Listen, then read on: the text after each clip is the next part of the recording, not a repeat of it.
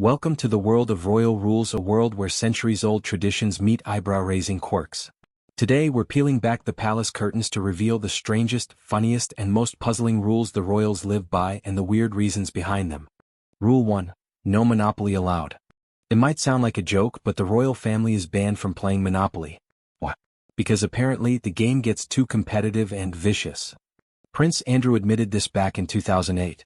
If fake property trading can cause palace drama, imagine real estate negotiations. Rule 2. Always travel with a black outfit.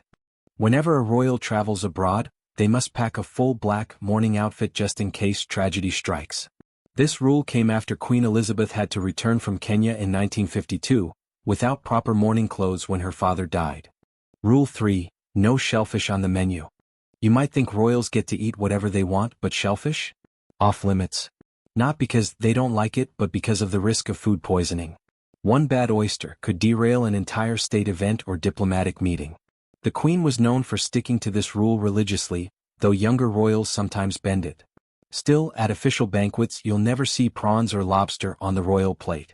It's not exactly the most glamorous restriction, but it does keep the palace doctors a little less busy. Rule 4. No nicknames in public. Behind the tall palace gates, the royal family is more relaxed than you might think.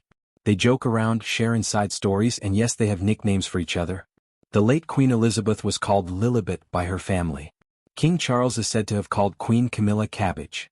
At breakfast, these names are perfectly fine. They laugh, tease, and enjoy their private world. But the moment they step into public view, the nicknames vanish. In front of cameras and crowds, it's always Her Majesty or His Royal Highness. Because the monarchy lives on dignity and formality. A playful nickname whispered during a state ceremony could make headlines for all the wrong reasons. So, while they may start the day as Lilibet and Cabbage, by the time they face the world, they've returned to being the most formal couple in the kingdom. Rule 5. No one sleeps before the monarch. Imagine this. It's late at night in a grand royal palace. The chandeliers are glowing, the fire is crackling, and you are exhausted. But here's the thing, you can't go to bed. Not yet. In the royal household there's a rule. No one sleeps before the king or queen. If the monarch is up chatting, reading, or working, you have to stay awake too, no matter how tired you are. Princess Diana once admitted she struggled with this rule. She was young, new to palace life, and some nights went on forever. Eventually, she had to politely ask if she could be excused, because she simply couldn't keep her eyes open. It might sound small, but for the royals it's about respect, a way of saying, if the monarch is awake, so are we. But for those living in the palace, it can turn bedtime into a royal test of endurance. Rule 6. 6 ravens must stay at the Tower of London. The Tower of London isn't just a fortress, it's also home to a flock of royal ravens. The legend says that if these ravens ever leave, the kingdom will fall. Because of that, there must always be at least 6 ravens living at the tower, and they even keep a 7th as a backup. That means if one raven is unwell or flies off, another is ready to step in. There's even a raven master whose job is to care for them, feeding them, watching them, and making sure they never leave the tower. One raven named George was once dismissed for nibbling on a TV aerial, definitely not royal behavior. Rule 7. The Queen's secret handbag code. They say actions speak louder than words, but what if the action is just moving a handbag?